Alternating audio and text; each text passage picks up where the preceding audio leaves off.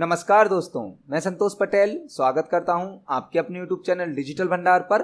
आज की वीडियो में हम सीपीसीटी एग्जाम सितंबर 2022 के लिए कंप्यूटर के इंपोर्टेंट क्वेश्चंस को समझने वाले हैं।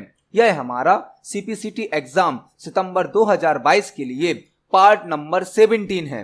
इस वीडियो में हम सीपीसीटी एग्जाम के लिए कंप्यूटर के 20 क्वेश्चंस को समझने वाले हैं।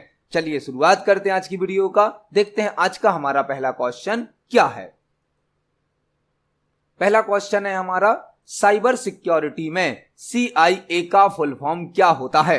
यह क्वेश्चन साइबर सिक्योरिटी से इंफॉर्मेशन सिक्योरिटी से पूछा गया है। साइबर सिक्योरिटी में CIA का फुल फॉर्म क्या होता है।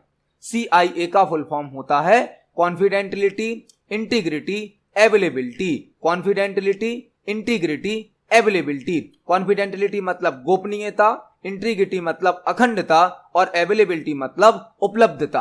तो साइबर सिक्योरिटी में, इंफॉर्मेशन सिक्योरिटी में CIA का फुल फॉर्म होता है कॉन्फिडेंटिलिटी, इंटीग्रिटी, अवेलेबिलिटी। यह तीन इंफॉर्मेशन सिक्योरिटी के ऑब्जेक्टिव होते हैं। आपसे यह क्वेश्चन इस प्रकार भी पूछा जा सकता है कि इंफॉर्मेशन सिक्योरिटी के तीन ऑब्जेक्टिव कौन कौन से होते हैं। तो वह होते हैं CIA, कॉन्फिडेंटिलिटी, इंटीग्रिटी और अवेलेबिलिटी। तो इस क्वेश्चन का सही आंसर होगा ऑप्शन नंबर सी। CIA का फुल फॉर्म होता है कॉन्फिडेंटिलिटी, इंटीग्रिटी, अवेलेबिलिटी। देखते हैं हमारे नेक्स्ट क्वेश्चन को। नेक्स्ट क्वेश्चन है, डॉक्यूमेंट में फुटनोट इंसर्ट करने के लिए किस टैब का उपयोग किया जाता है। डॉक्यूमेंट में फुटनोट इंसर्ट करने के लिए किस टैब का उपयोग किया जाता है। यहां पर आपको 3-4 क्वेश्चन तैयार करने मिलेंगे। एंड नोट और फुटनोट। डॉक्यूमेंट में दो नोट ऐड किए जा सकते हैं, एक होता है फुटनोट, एक होता है and note. And note complete file के लास्ट में ऐड किया जाता है, जबकि फुटनोट प्रत्येक पेज के लास्ट में, मतलब प्रत्येक पेज के बॉटम में फुटनोट ऐड किया जाता है और फाइल की एंडिंग में एंड नोट को ऐड किया जाता है। एंड नोट और फुटनोट डॉक्यूमेंट में यूज होने वाले वर्ड से संबंधित कुछ एडिशनल इंफॉर्मेशन को ऐड करने की सर्विस प्रोवाइड करते हैं।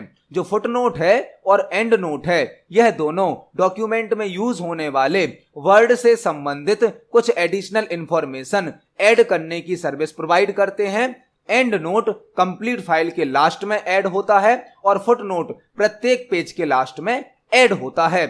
एंड नोट और फुटनोट दोनों ही ऑप्शन रेफरेंस टैब में प्राप्त होते हैं। रेफरेंस टैब में MS वर्ड का जो रेफरेंस टैब होता है उसमें एंड नोट और फुटनोट ऑप्शन प्राप्त होता है। दोनों की शॉर्टकट की भी आपको याद करनी है, इसलिए हम दोनों ऑप्शन को प्रैक्टिकली MS वर्ड सॉफ्टवेयर पर सीखने वाले हैं। तो MS वर्ड सॉफ्टवेयर पर चलते हैं। यह हमारा MS वर्ड सॉफ्टवेयर है। यहां पर हमने एक डॉक्यूमेंट बनाया है। यदि हमें इस डॉक्यूमेंट में कोई एंड नोट या फुटनोट ऐड करना है तो उसके लिए हमें रेफरेंसेस टैब को सिलेक्ट करना होता है। रेफरेंसेस टैब में यहां पर एक ऑप्शन होता है इंसर्ट फुटनोट और एक होता है insert and note. And note complete file के लास्ट में ऐड होता है, जबकि फुटनोट पेज के लास्ट में ऐड होता है, जो कि हमारे डॉक्यूमेंट में यूज होने वाले किसी वर्ड से संबंधित एडिशनल इंफॉर्मेशन को ऐड करने की सुविधा प्रदान करते हैं। फुटनोट की शॉर्टकट की होती है alt control F। Alt control F footnote की शॉर्टकट की है और एंड नोट की शॉर्टकट की है alt control D। Alt control D। तो एंड नोट के लिए ऑल्ट कंट्रोल D का यूज किया जाएगा, फुटनोट के लिए ऑल्ट कंट्रोल F का यूज किया जाएगा। यह दोनों ऑप्शन हमें रेफरेंसेस टैब में प्राप्त होते हैं। तो इस क्वेश्चन का सही आंसर होगा option number D. And note और फुटनोट रेफरेंस टैब में प्राप्त होते हैं। देखते हैं हमारे नेक्स्ट क्वेश्चन को। नेक्स्ट क्वेश्चन है, डिफरेंस इंजन का इन्वेंशन किसके द्वारा किया गया है। बहुत ही इंपॉर्टेंट क्वेश्चन है, कंप्यूटर जीके से लिया गया है। डिफरेंस इंजन का इन्वेंशन किसके द्वारा किया गया है। यहां पर आपको 3-4 क्वेश्चन तैयार करने मिलेंगे। डिफरेंस इंजन का इन्वेंशन किया है चार्ल्स बेबेज ने। डिफरेंस इंजन का इन्वेंशन किया है चार्ल्स बेबेज ने और इन्हें फादर ऑफ कंप्यूटर भी कहा जाता है। डिफरेंस इंजन का, एनालिटिकल इंजन का जो इन्वेंशन है वह चार्ल्स बेबेज ने किया है और इन्हें फादर ऑफ कंप्यूटर भी कहा जाता है। एक क्वेश्चन और आपको तैयार करना है, फर्स्ट कंप्यूटर प्रोग्रामर कौन है? फर्स्ट कंप्यूटर प्रोग्रामर है एडा लवलेस। एडा लवलेस को फर्स्ट कंप्यूटर प्रोग्रामर कहा जाता है। तो यहां पर हमने 3 क्वेश्चन तैयार करे, डिफरेंस इंजन का इन्वेंशन और एनालिटिकल इंजन का इन्वेंशन चार्ल्स बेबेज ने किया है, जिन्हें फादर ऑफ कंप्यूटर भी कहा जाता है, और फर्स्ट कंप्यूटर प्रोग्रामर एडा लवलेस को कहा जाता है। तो इस क्वेश्चन में हमसे पूछा गया था डिफरेंस इंजन का इन्वेंशन किसने किया है? वह किया है चार्ल्स बेबेज ने। तो इस क्वेश्चन का सही आंसर होगा ऑप्शन नंबर डी। देखते हैं हमारे नेक्स्ट क्वेश्चन को। नेक्स्ट क्वेश्चन है एनियक का फुल फॉर्म क्या होता है? बहुत ही इंपॉर्टेंट क्वेश्चन है। एनियक का फुल फॉर्म क्या होता है? यहां पर आपको 2-3 क्वेश्चन तैयार करने हैं। एनियक का फुल फॉर्म क्या होता है हमसे पूछा गया है। एनियक का फुल फॉर्म होता है electronic numerical integrator and computer. ENIAC का फुल फॉर्म होता है electronic numerical integrator and computer. ENIAC का फुल फॉर्म होता है electronic numerical integrator and computer, और यह एक फर्स्ट जनरेशन का कंप्यूटर सिस्टम है। यह एक फर्स्ट जनरेशन का कंप्यूटर सिस्टम है जो कि पहला इलेक्ट्रॉनिक और डिजिटल कंप्यूटर है। यह एक पहला इलेक्ट्रॉनिक और डिजिटल कंप्यूटर है जिसे जेपी एस्कार्ट और जॉन मॉचली के द्वारा बनाया गया था। जेपी एस्कार्ट और जॉन मॉचली के द्वारा इस कंप्यूटर को बनाया गया था। एनियक जो कि फर्स्ट जनरेशन का कंप्यूटर सिस्टम है, जिसका फुल फॉर्म होता है electronic numerical integrator and computer. तो यहां पर हमने 3-4 क्वेश्चन तैयार करे। एनियक का फुल फॉर्म क्या है? Electronic numerical integrator and computer. यह फर्स्ट जनरेशन का कंप्यूटर सिस्टम है। इसे जेपी एस्कार्ट और जॉन मॉचली के द्वारा बनाया गया था और यह पहला इलेक्ट्रॉनिक डिजिटल कंप्यूटर था। तो इस क्वेश्चन का सही आंसर होगा हमारा ऑप्शन नंबर ए। एनियक का फुल फॉर्म होता है electronic numerical integrator and computer. देखते हैं हमारे नेक्स्ट क्वेश्चन को। नेक्स्ट क्वेश्चन है कंप्यूटर नेटवर्क में एनआईसी का फुल फॉर्म क्या होता है? कंप्यूटर नेटवर्क में एनआईसी का फुल फॉर्म क्या होता है? बहुत ही इंपॉर्टेंट क्वेश्चन है, कंप्यूटर नेटवर्क से लिया गया है। यहां पर आपसे यह क्वेश्चन इस प्रकार भी पूछा जा सकता है कि किसी कंप्यूटर में नेटवर्किंग करने के लिए किस हार्डवेयर का होना आवश्यक है। यदि हमें किसी कंप्यूटर में इंटरनेट का यूज करना है या नेटवर्क से कनेक्ट करना है तो एनआईसी कार्ड का होना आवश्यक होता है, और एनआईसी का फुल फॉर्म होता है network interface card. Network interface card जो कि एक हार्डवेयर पार्ट होता है। यदि हमारे कंप्यूटर में एनआईसी कार्ड नहीं होगा तो उस कंप्यूटर को नेटवर्क से कनेक्ट नहीं किया जा सकता है। तो इस क्वेश्चन का सही आंसर होगा ऑप्शन नंबर बी। एनआईसी का फुल फॉर्म होता है नेटवर्क इंटरफेस कार्ड। देखते हैं हमारे नेक्स्ट क्वेश्चन को। नेक्स्ट क्वेश्चन है एमएस एक्सेल में रिपीट लास्ट एक्शन की शॉर्टकट की क्या होती है? एमएस एक्सेल में रिपीट लास्ट एक्शन की शॉर्टकट की क्या होती है? रिपीट लास्ट एक्शन की शॉर्टकट की मतलब आपने एमएस एक्सेल में जो वर्क अभी किया था यदि उसी वर्क को दोबारा दोहराना है, जो टास्क आपने अभी रिसेंटली परफॉर्म किया है यदि उसी को रिपीट करना है तो उसे कहा जाता है रिपीट लास्ट एक्शन। उसके लिए F4 शॉर्टकट की का या F4 फंक्शन की का यूज किया जाता है। यह शॉर्टकट की वर्ड और एक्सेल दोनों सॉफ्टवेयर में यूज की जा सकती है। यदि हमें MS वर्ड और MS एक्सेल में लास्ट टाइम पर परफॉर्म किए गए एक्शन को रिपीट करना है तो उसे कहा जाता है रिपीट लास्ट एक्शन, जिसके लिए F4 शॉर्टकट की का यूज किया जाता है। तो इस क्वेश्चन का सही आंसर होगा option number D. Repeat last action की शॉर्टकट की F4 होती है। देखते हैं हमारे नेक्स्ट क्वेश्चन को। नेक्स्ट क्वेश्चन है MS एक्सेल में डेटा का विजुअल रिप्रेजेंटेशन क्या कहलाता है? MS एक्सेल में डेटा का विजुअल रिप्रेजेंटेशन क्या कहलाता है? यह बहुत ही इंपॉर्टेंट क्वेश्चन है क्योंकि सीपीसीटी के एग्जाम में चार्ट से संबंधित 1-2 क्वेश्चन जरूर पूछे जाते हैं। चार्ट से संबंधित, क्योंकि डेटा का विजुअल रिप्रेजेंटेशन कहलाता है चार्ट। यदि हम डेटा को ग्राफ में ग्राफिकली रिप्रेजेंट करें तो वह कहलाता है विजुअल रिप्रेजेंटेशन, जिसके लिए चार्ट का यूज किया जाता है। तो MS एक्सेल में टेबल के डेटा को ग्राफ में रिप्रेजेंट करना या विजुअल रिप्रेजेंट करना चार्ट कहलाता है। चार्ट ऑप्शन एमएस एक्सेल के इंसर्ट टैब में प्राप्त होता है और चार्ट बनाने के लिए दो शॉर्टकट की यूज की जाती हैं। एक होती है F11। F11 से जो चार्ट क्रिएट होता है वह एक नई वर्कशीट पर क्रिएट होता है। मतलब जिस वर्कशीट पर हमारी टेबल होगी उस वर्कशीट पर चार्ट नहीं बनेगा, एक नई वर्कशीट पर बनेगा। और यदि आप Alt प्लस F1 से चार्ट बनाएंगे, Alt प्लस F1 से, तो वह चार्ट सेम उसी वर्कशीट पर बनेगा जिस वर्कशीट पर आपकी टेबल है। उसे कहा जाता है एम्बेडेड चार्ट। Embedded chart. तो चार्ट से संबंधित एक्सेल में कई प्रकार के क्वेश्चन पूछे जा सकते हैं कि चार्ट क्या होता है। चार्ट डेटा का विजुअल रिप्रेजेंटेशन होता है, डेटा को ग्राफ में रिप्रेजेंट करना होता है। चार्ट ऑप्शन इंसर्ट टैब में प्राप्त होता है, जिसके लिए हम F11 का यूज कर सकते हैं या फिर Alt प्लस F1 का यूज कर सकते हैं। तो इस क्वेश्चन का सही आंसर होगा ऑप्शन नंबर बी, डेटा का विजुअल रिप्रेजेंटेशन चार्ट कहलाता है। देखते हैं हमारे नेक्स्ट क्वेश्चन को। नेक्स्ट क्वेश्चन है, लेजर प्रिंटर की क्वालिटी को किस यूनिट में मेजर किया जाता है। लेजर प्रिंटर की क्वालिटी को किस यूनिट में मेजर किया जाता है। मतलब लेजर प्रिंटर का जो आउटपुट होता है उसकी क्वालिटी को किस इकाई में नापा जाता है। यहां पर आपको 3-4 क्वेश्चन तैयार करने हैं। प्रिंटर जो कि एक आउटपुट डिवाइस है, प्रिंटर एक आउटपुट डिवाइस होता है जो कि हमें हार्ड कॉपी आउटपुट प्रदान करता है। Hard copy output. प्रिंटर एक आउटपुट डिवाइस है जो कि हमें हार्ड कॉपी आउटपुट प्रदान करता है। प्रिंटर दो प्रकार के होते हैं, एक होते हैं इंपैक्ट प्रिंटर, एक होते हैं non impact printer. Impact printer वह कहलाते हैं जो प्रिंटिंग करते समय शोर ज्यादा करते हैं, आवाज अधिक करते हैं, वह कहलाते हैं इंपैक्ट प्रिंटर। और नॉन इंपैक्ट प्रिंटर वह कहलाते हैं जो प्रिंटिंग करते समय अधिक शोर नहीं करते हैं, वह कहलाते हैं नॉन इंपैक्ट प्रिंटर। तो लेजर प्रिंटर जो है वह एक नॉन इंपैक्ट प्रिंटर है।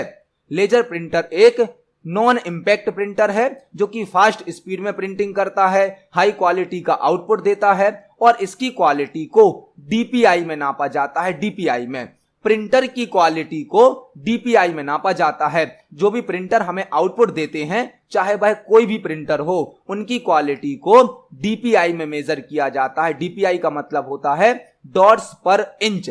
डॉट्स पर इंच। लेजर प्रिंटर एक ऐसा प्रिंटर है जिसकी स्पीड सबसे ज्यादा फास्ट होती है। अदर सभी प्रिंटर से कंपेयर करने पर लेजर प्रिंटर की स्पीड सबसे अधिक फास्ट होती है। तो इस क्वेश्चन का सही आंसर होगा ऑप्शन नंबर ए, डीपीआई। मतलब डॉट्स पर इंच। प्रिंटर की क्वालिटी को डीपीआई में नापा जाता है। देखते हैं हमारे नेक्स्ट क्वेश्चन को। नेक्स्ट क्वेश्चन है, निम्न में से किस इनपुट डिवाइस का उपयोग चेक नंबर को स्कैन करने के लिए किया जाता है। निम्न में से किस इनपुट डिवाइस का उपयोग चेक नंबर को स्कैन करने के लिए किया जाता है। यह क्वेश्चन आपसे इस प्रकार भी पूछा जा सकता है कि निम्न में से किस इनपुट डिवाइस का यूज बैंकिंग सेक्टर में किया जाता है। बैंकिंग सेक्टर में, बैंक में चेक नंबर को स्कैन करने के लिए किस स्कैनर का यूज किया जाता है। तो यहां पर आपको 3-4 क्वेश्चन तैयार करने हैं। बैंक में जो चेक नंबर होता है उसको स्कैन करने के लिए MICR का यूज किया जाता है। MICR स्कैनर का। और MICR का फुल फॉर्म होता है magnetic ink character recognition. Magnetic ink character recognition MICR scanner का एक टाइप है जो कि बैंक में चेक नंबर को स्कैन करने के लिए यूज किया जाता है। और MICR का फुल फॉर्म होता है magnetic ink character recognition. OBR जो कि बारकोड को स्कैन करने के लिए यूज किया जाता है। प्रोडक्ट पर जो बारकोड बने होते हैं उनको स्कैन करने के लिए OBR का यूज किया जाता है। Optical barcode reader. Optical barcode reader. Barcode को स्कैन करने के लिए OBR का यूज किया जाता है। OCR मतलब ऑप्टिकल कैरेक्टर रीडर या optical character recognition. Optical character reader या ऑप्टिकल कैरेक्टर रिकॉग्निशन यह स्कैनर का एक ऐसा टाइप है जो कि स्कैन किए गए डॉक्यूमेंट को एडिट करने की सुविधा प्रदान करता है। यदि हम OCR स्कैनर से किसी डॉक्यूमेंट को स्कैन करते हैं तो उसे वर्ड प्रोसेसिंग सॉफ्टवेयर में एडिट भी किया जा सकता है। और OMR का फुल फॉर्म होता है ऑप्टिकल मार्क रीडर या optical mark recognition, optical mark reader या ऑप्टिकल मार्क रिकॉग्निशन जो कि OMR शीट को स्कैन करने के लिए यूज किया जाता है। तो यहां पर हमने 3-4 क्वेश्चन तैयार करे और इस क्वेश्चन का सही आंसर होगा ऑप्शन नंबर डी। बैंक में चेक नंबर को स्कैन करने के लिए MICR का यूज किया जाता है। देखते हैं हमारे नेक्स्ट क्वेश्चन को। नेक्स्ट क्वेश्चन है माइक्रोसॉफ्ट बिंग एक ब्लैंक का एग्जाम्पल है। माइक्रोसॉफ्ट बिंग एक ब्लैंक का एग्जाम्पल है। हमसे पूछा गया है कि माइक्रोसॉफ्ट बिंग क्या है। माइक्रोसॉफ्ट बिंग एक सर्च इंजन है। माइक्रोसॉफ्ट बिंग एक सर्च इंजन है जो कि इंटरनेट पर किसी टॉपिक के आधार पर इंफॉर्मेशन को सर्च करने के लिए यूज किया जाता है। सर्च इंजन क्या होते हैं? सर्च इंजन कुछ ऐसे सॉफ्टवेयर होते हैं, ऑनलाइन वेबसाइट होती हैं जो कि किसी टॉपिक के आधार पर, किसी कीवर्ड के आधार पर इंफॉर्मेशन को सर्च करने के लिए यूज किए जाते हैं। जैसे कि google.com, याहू, बिंग, यह सभी हमारे सर्च इंजन होते हैं जो कि किसी टॉपिक के आधार पर, किसी वर्ड के आधार पर इंफॉर्मेशन को सर्च करने की सुविधा प्रदान करते हैं। जबकि वेब ब्राउजर कुछ एप्लीकेशन सॉफ्टवेयर होते हैं जिनका यूज वेब पेज या वेबसाइट को ओपन करने के लिए किया जाता है। तो वेब ब्राउजर अलग होते हैं, सर्च इंजन अलग होते हैं। वेब ब्राउजर एप्लीकेशन सॉफ्टवेयर होता है जो कि यूजर के कंप्यूटर में इंस्टॉल होता है और वेब पेज और वेबसाइट को ओपन करने के लिए यूज किया जाता है। जबकि सर्च इंजन कुछ ऑनलाइन प्रोग्राम होते हैं, वेबसाइट होती हैं जो कि इंटरनेट पर किसी टॉपिक के आधार पर डेटा को सर्च करने की सर्विस प्रोवाइड करते हैं। तो इस क्वेश्चन का सही आंसर होगा option number B. Microsoft Bing एक सर्च इंजन का एग्जाम्पल है। आपसे यह क्वेश्चन इस प्रकार भी पूछा जा सकता है कि बिंग सर्च इंजन को किस कंपनी के द्वारा बनाया गया है? तो बिंग सर्च इंजन को बनाया गया है माइक्रोसॉफ्ट कंपनी के द्वारा। देखते हैं हमारे नेक्स्ट क्वेश्चन को। नेक्स्ट क्वेश्चन है सीडी के डेटा को कंप्यूटर में कॉपी करने की प्रोसेस को क्या कहा जाता है? यह बहुत ही इंपॉर्टेंट क्वेश्चन है और यहां पर आपको एक और क्वेश्चन तैयार करने मिलेगा। सीडी के डेटा को कंप्यूटर में कॉपी करने की प्रोसेस को क्या कहा जाता है? मतलब जब आप सीडी के डेटा को कंप्यूटर में कॉपी करते हो तो इस प्रोसेस को क्या कहा जाता है? यह क्वेश्चन इस प्रकार भी पूछा जा सकता है कि कंप्यूटर के डेटा को सीडी में कॉपी करना क्या कहलाता है? जब हम सीडी का डेटा कंप्यूटर में कॉपी करते हैं तो उसे कहा जाता है रिपिंग। रिपिंग सीडी या डीवीडी के डेटा को कंप्यूटर में कॉपी करना रिपिंग कहलाता है और कंप्यूटर के डेटा को सीडी या डीवीडी में कॉपी करना वर्निंग कहलाता है। वर्निंग। तो यहां पर 2 क्वेश्चन अपन ने तैयार करे। सीडी के डेटा को कंप्यूटर में कॉपी करना रिपिंग कहलाता है और कंप्यूटर के डेटा को सीडी में कॉपी करना वर्निंग कहलाता है। तो इस क्वेश्चन का सही आंसर होगा ऑप्शन नंबर डी। सीडी के डेटा को कंप्यूटर में कॉपी करने की प्रोसेस को रिपिंग कहा जाता है। देखते हैं हमारे नेक्स्ट क्वेश्चन को। नेक्स्ट क्वेश्चन है हमें 2 बाइनरी नंबर दिए गए हैं और हमें दोनों का मल्टीप्लिकेशन करना है, गुणा करना है। यह क्वेश्चन बाइनरी अर्थमेटिक टॉपिक से लिया गया है। अब सीपीसीटी के एग्जाम में कंप्यूटर नंबर सिस्टम से, बाइनरी अर्थमेटिक ऑपरेशन से, कॉम्प्लीमेंट से कुछ क्वेश्चन जरूर पूछे जाते हैं। हमने अपने प्रीवियस वीडियोस में नंबर सिस्टम के कुछ क्वेश्चन को सॉल्व करना सीखा, बाइनरी एडिशन को सॉल्व करना सीखा, बाइनरी सब्ट्रैक्शन को सॉल्व करना सीखा, कॉम्प्लीमेंट को सॉल्व करना सीखा। आज की वीडियो में हमें बाइनरी मल्टीप्लिकेशन का क्वेश्चन दिया गया है।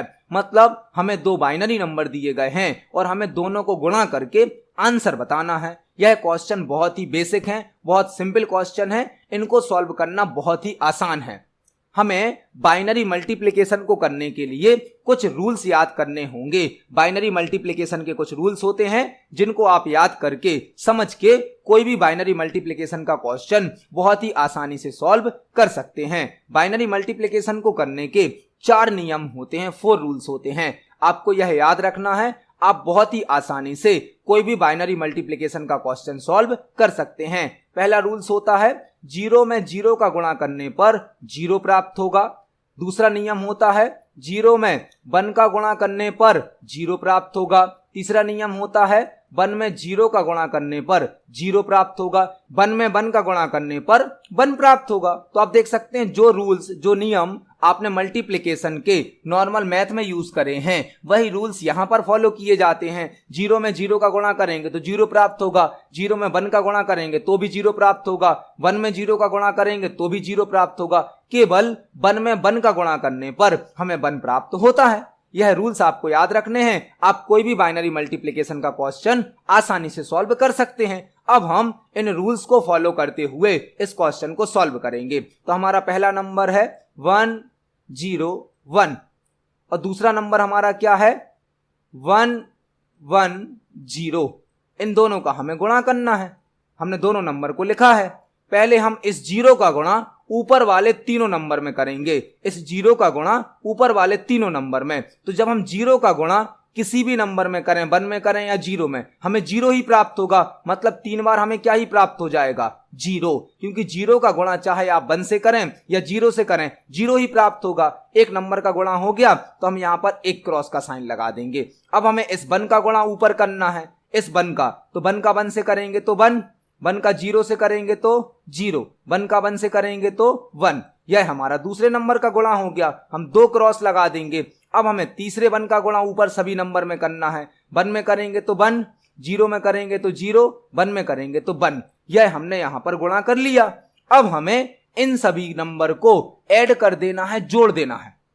यहां पर जो भी हमारे ये नंबर आए हैं इनको हमें ऐड करना है, जोड़ना है। और ऐड करने के लिए, जोड़ने के लिए आपको बाइनरी एडिशन के रूल्स फॉलो करने हैं। बाइनरी एडिशन के रूल्स जो कि होते हैं 0 में 0 को जोड़ने पर 0 प्राप्त होगा, 0 में 1 को जोड़ने पर 1 प्राप्त होगा, 1 में 0 को जोड़ने पर 1 प्राप्त होगा और 1 में 1 को जोड़ने पर 0 प्राप्त होगा, प्लस एक कैरी भी प्राप्त होगी, कैरी जो कि हम आगे वाले नंबर पर ट्रांसफर कर देंगे। तो यहां जोड़ने के लिए हमें बाइनरी एडिशन के रूल्स को फॉलो करना है। हम इनको फॉलो करेंगे और नंबर को जोड़ेंगे। तो यहां पर तो केवल हमारा 0 है तो 0 आ जाएगा। यहां 0 में 1 जोड़ेंगे तो आ जाएगा 1। यहां पर पहले ऊपर के 2 0 जोड़े तो हो गया 0 और 0 में 1 जोड़ा तो 1। यहां पर 1 और 0 है, दोनों को जोड़ा तो 1, यहां पर तो केवल 1 है तो 1 को लिख देंगे। यह हमारा आंसर आ गया, क्वेश्चन सॉल्व हो गया। आप देख सकते हैं बाइनरी मल्टीप्लिकेशन को सॉल्व करना कितना आसान है। आपको बाइनरी मल्टीप्लिकेशन के 4 नियम याद रखने हैं और साथ ही साथ बाइनरी एडिशन के 4 नियम याद रखने हैं। आप किसी भी बाइनरी मल्टीप्लिकेशन का क्वेश्चन या बाइनरी एडिशन का क्वेश्चन बहुत ही आसानी से सॉल्व कर सकते हैं। तो इस क्वेश्चन का सही आंसर होगा ऑप्शन नंबर ए। देखते हैं हमारे नेक्स्ट क्वेश्चन को। नेक्स्ट क्वेश्चन है एमएस वर्ड में एक्सटेंडेड सिलेक्शन मोड के लिए किस फंक्शन की का उपयोग किया जाता है। एमएस वर्ड में एक्सटेंडेड सिलेक्शन मोड के लिए किस फंक्शन की का उपयोग किया जाता है। मतलब यदि आपने एमएस वर्ड में कुछ टेक्स्ट, कुछ लाइंस, कुछ वर्ड, कुछ पैराग्राफ सिलेक्ट करके रखे हैं और उसी सिलेक्शन को यदि हमें आगे बढ़ाना है तो उसे कहा जाता है एक्सटेंडेड सिलेक्शन मोड। यह ऑप्शन एमएस वर्ड और एक्सेल दोनों सॉफ्टवेयर में यूज किया जाता है। Extended selection mode, extended selection mode का मतलब है जितना एरिया अभी हमने सिलेक्ट करके रखा है उसी सिलेक्टेड एरिया को आगे बढ़ाना, उसे कहते हैं एक्सटेंडेड सिलेक्शन मोड। इस ऑप्शन को हम एमएस वर्ड सॉफ्टवेयर पर प्रैक्टिकली समझने वाले हैं। तो यहां पर हमने एमएस वर्ड सॉफ्टवेयर को ओपन किया। फॉर एग्जाम्पल हमने यहां पर 2 लाइन को अभी सिलेक्ट किया है, 2 लाइन को। अब हमें इसी सिलेक्शन को नीचे बढ़ाना है, एक्सटेंड करना है। तो यदि आप नॉर्मली कीबोर्ड से एरो की को प्रेस करेंगे नॉर्मली तो आप देखेंगे ऊपर वाला सिलेक्शन हट जाएगा। हमने 2 लाइन को सिलेक्ट किया और उसके बाद डाउन साइड वाली एरो की को प्रेस किया तो आप देखेंगे सिलेक्शन हट जाता है। हमें उसी सिलेक्शन को आगे बढ़ाना है तो 2 लाइन को सिलेक्ट करने के बाद या तो हमें शिफ्ट की को प्रेस करके डाउन की को प्रेस करना है तो सिलेक्टेड एरिया बढ़ जाएगा। लेकिन यदि हमें बिना शिफ्ट की के इस सिलेक्शन एरिया को आगे बढ़ाना है तो हम F8 की को प्रेस करेंगे, F8 को।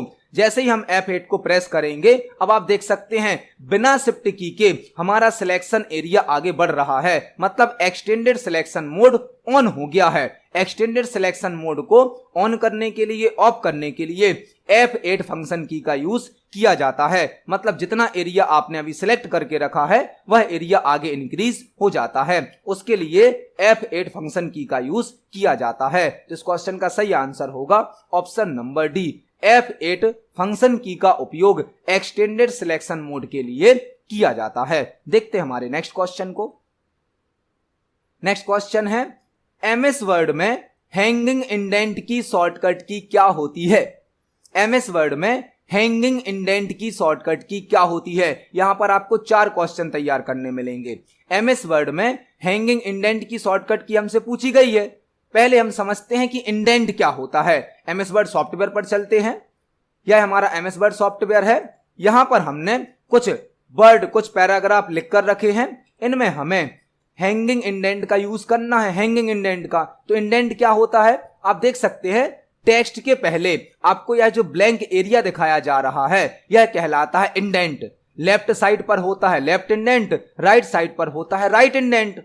होम टैब में पैराग्राफ सेक्शन में एक ऑप्शन होता है इंक्रीज इंडेंट, जिससे इंडेंट को बढ़ाया जाता है, और यदि आपने इंडेंट बढ़ाया है उसको कम करना है तो दूसरा ऑप्शन होता है decrease indent. Decrease indent, indent paragraph section में प्राप्त होते हैं, एक होता है लेफ्ट इंडेंट, एक होता है राइट इंडेंट, एक होता है फर्स्ट लाइन इंडेंट, एक होता है हैंगिंग इंडेंट। तो यदि पेपर में आपसे पूछा जाता है इंडेंट को इंक्रीज करने की शॉर्टकट की क्या है, इंडेंट को इंक्रीज करने की शॉर्टकट की, तो वह होती है कंट्रोल M। कंट्रोल M से इंडेंट को इंक्रीज किया जाता है। इंडेंट को इंक्रीज करने की शॉर्टकट की है कंट्रोल M। और यदि आपसे पूछा जाता है इंडेंट को डिक्रीज करने की शॉर्टकट की क्या है, डिक्रीज, तो वह होती है control shift M। Control shift M से इंडेंट को डिक्रीज किया जाता है और कंट्रोल M से इंडेंट को इंक्रीज किया जाता है। हमसे क्वेश्चन पूछा गया है हैंगिंग इंडेंट की शॉर्टकट की क्या है, हैंगिंग इंडेंट, उसकी शॉर्टकट की है कंट्रोल+T। आप देख सकते हैं कंट्रोल+T को प्रेस करने पर हैंगिंग इंडेंट सेट हो रहा है। हैंगिंग इंडेंट का मतलब है हमारी फर्स्ट लाइन पर बाकी सभी लाइन को हैंग कर दिया गया है, ऐसा शो होता है। फर्स्ट लाइन आगे होती है, बाकी सभी लाइन पीछे होती हैं, यह कहलाता है हैंगिंग इंडेंट, जिसके लिए कंट्रोल+T शॉर्टकट की का यूज किया जाता है। और यदि आपको हैंगिंग इंडेंट को हटाना है, हैंगिंग इंडेंट को रिमूव करना है, तो कंट्रोल+T का यूज किया जाता है। कंट्रोल+T, कंट्रोल+T से हैंगिंग इंडेंट को सेट किया जाता है, कंट्रोल+T से हैंगिंग इंडेंट को हटाया जाता है। तो हमसे पूछा गया था हैंगिंग इंडेंट की शॉर्टकट की, जो कि होती है कंट्रोल+T। यहां पर हमने एक साथ 4 शॉर्टकट की को समझा। इस क्वेश्चन का सही आंसर है ऑप्शन नंबर बी। देखते हैं हमारे नेक्स्ट क्वेश्चन को। नेक्स्ट क्वेश्चन है पाइथन एक ब्लैंक है। पाइथन क्या है हमसे पूछा गया है, पाइथन एक ब्लैंक है। पाइथन क्या है? पाइथन एक प्रोग्रामिंग लैंग्वेज है।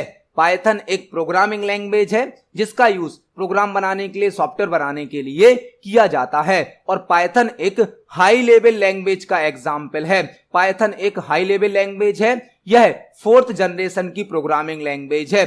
4th जनरेशन की पाइथन एक प्रोग्रामिंग लैंग्वेज है जो कि एक हाई लेवल लैंग्वेज है, और यह 4th जनरेशन की प्रोग्रामिंग लैंग्वेज का एग्जाम्पल है। तो इस क्वेश्चन का सही आंसर होगा ऑप्शन नंबर डी। पाइथन एक प्रोग्रामिंग लैंग्वेज है जिसके द्वारा प्रोग्राम और सॉफ्टवेयर को बनाया जाता है। यह एक हाई लेवल लैंग्वेज है और 4th जनरेशन की प्रोग्रामिंग लैंग्वेज है। देखते हैं हमारे नेक्स्ट क्वेश्चन को।